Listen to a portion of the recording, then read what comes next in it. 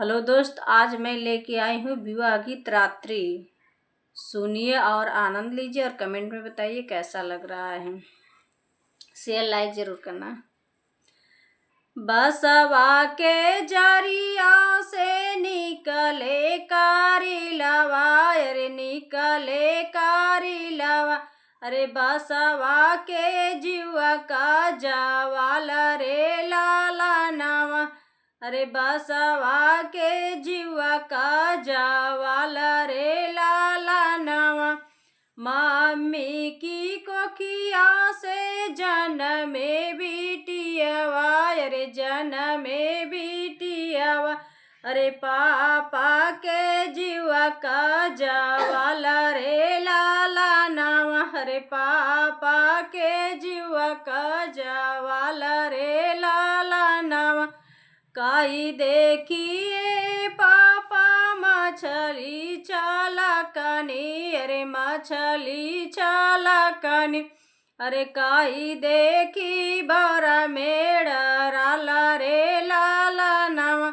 अरे काई देखी बरा मेड़राला रे लाला नवा।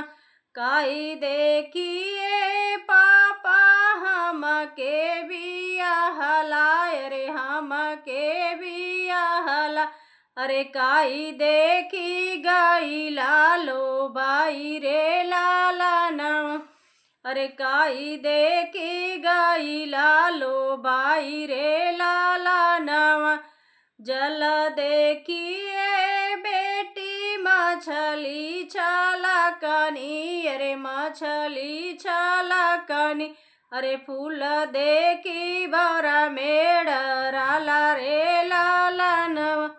अरे फूल देखी बरा मेड़राला रे लाला नवा। बर देखिए बेटी तुह के बियाहनी, अरे तुह के बियाहनी। अरे घर देखी गई नीलो बाई रे लाला नवा।